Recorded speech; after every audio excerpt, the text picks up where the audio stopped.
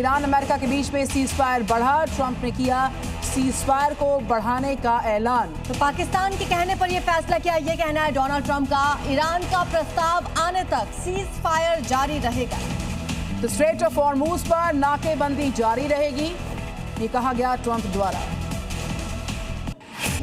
और अगली बड़ी खबर, वेंस का पाकिस्तान का दौरा फिलहाल टल गया। डील के लिए जाने वाले थे पाकिस्तान, लेकिन ईरान से कोई संकेत नहीं मिला बातचीत को लेकर। इसकी वजह से जेडी वेंस का पाकिस्तान दौरा टल चुका है। व्हाइट हाउस में हालांकि इससे पहले लंबी बैठकों का दौर चला और आखिरकार ये फैसला लिया गया कि वेंस पाकिस्तान नहीं जा रहे। इधर अमेरिकी राष्ट्रपति डोनाल्ड ट्रंप ने ईरान के साथ जारी तनाव के बीच सीज फायर बढ़ाने का बड़ा फैसला ले लिया है। पाकिस्तान की अपील के बाद उठाए गए इस कदम से अस्थायी राहत के तौर पर इसको देखा जा सकता है। अमेरिकी राष्ट्रपति ट्रंप ने बड़ा बयान देते हुए ईरान के खिलाफ सीज फायर आगे बढ़ा दिया है। ट्रंप ने कहा कि ईरान सरकार नेतृत्व के तौर पर बटी हुई है। ऐसे में पाकिस्तान के सेना प्रमुख कासिम मुनीर और प्रधानमंत्री शहबाज शरीफ की अपील पर सीज फायर आगे बढ़ाने का फैसला लिया गया है। ट्रंप ने सेना को ईरान की नाकेबंदी जारी रखने और पूरी तरह तैयार रहने के निर्देश भी दिए हैं। जब तक ईरान की ओर से कोई एकीकृत प्रस्ताव नहीं आता और वार्ता पूरी नहीं होती, तब तक संघर्ष विराम प्रभावी रहेगा। तो ट्रंप के ईरान के खिलाफ घोषित सीज फायर ने एक नई बहस को छेड़ दिया है। दरअसल सवाल यह है कि क्या वाकई में अमेरिका ने पाकिस्तान की अपील पर सीज फायर की घोषणा की है या फिर अमेरिका को उसकी घरेलू राजनीति ने ऐसा करने पर मजबूर किया है। अंतर्राष्ट्रीय राजनीति के पेचीदा खेल में ईरान के खिलाफ घोषित सीज फायर ने कई सवाल खड़े कर दिए हैं। इस पूरे घटनाक्रम में पाकिस्तान की भूमिका अचानक सेंटर स्टेज पर आ गई है। राष्ट्रपति ट्रंप ने पाकिस्तान के सैन्य और राजनीतिक नेतृत्व का नाम लेकर की गई घोषणा ने ये संकेत दे दिया है कि कूटनीतिक रणनीति पर्दे के पीछे कहीं और से संचालित हो रही थी। क्या ये सीज फायर वास्तव में शांति का प्रस्ताव है या वैश्विक शक्ति संतुलन का नया दांव है? ईरान की तरफ से अमेरिका के लिए दो टूक जवाब आया, कहा शांति वार्ता में शामिल नहीं होंगे। ये कहा गया ईरान की तरफ से कि हम शांति वार्ता में शामिल नहीं होंगे। पाकिस्तान के माध्यम से यूएस को भेजी जानकारी, ईरानी न्यूज एजेंसी तस्नीम का ये दावा है।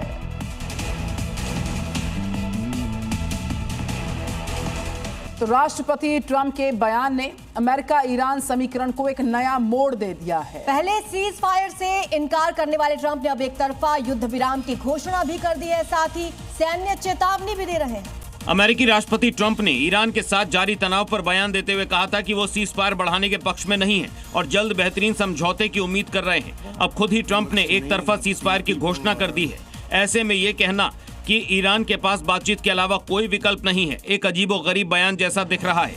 ट्रंप ने ये भी कहा कि अमेरिका सैन्य कार्रवाई के लिए पूरी तरह से तैयार है। साथ ही ट्रंप ने यह भी दावा किया कि ईरान के परमाणु ठिकानों को पूरी तरह तबाह कर दिया गया है। ईरान की सड़कों से जहां पर खुर्रम शहर मिसाइल का लोगों ने स्वागत किया है। सड़कों पर ईरान के लोगों के जश्न की तस्वीर देखिए जरा। तेहरान में मिसाइल के साथ ये लोग उतर आए हैं और किस तरीके से चारों तरफ झंडे फहराए जा रहे हैं। सड़कों पर ईरानी लोगों के जश्न के ये विजुअल्स इस वक्त आप देख पा रहे हैं। और लोगों के बीच नजर आ रही है मिसाइल, आप देखिए किस तरीके से जश्न मनाया जा रहा है। मिसाइल के साथ लोग जश्न मना रहे हैं, इसका स्वागत कर रहे हैं। तो ईरान अमेरिका में एक तरफ तनाव बढ़ता ही जा रहा है, दूसरी तरफ ये तस्वीरें ईरान की तरफ से आई हैं। एक तरफ ट्रंप ने एक तरफा सीज फायर का ऐलान किया है और ये दूसरी तरफ ईरान की सड़कों से तस्वीरें देखिए। मिसाइल के साथ यहाँ पर लोग जुटे हैं, हाथों में झंडे हैं और लगातार जश्न मनाया गया। ये देखिए खुर्रम शहर मिसाइल की तस्वीरें आपकी स्क्रीन पर है। तो वहीं सीज फायर के बाद हिजबुल्लाह के अटैक की खबर सामने आई। इजराइल की सेना पर रॉकेट से अटैक हुआ।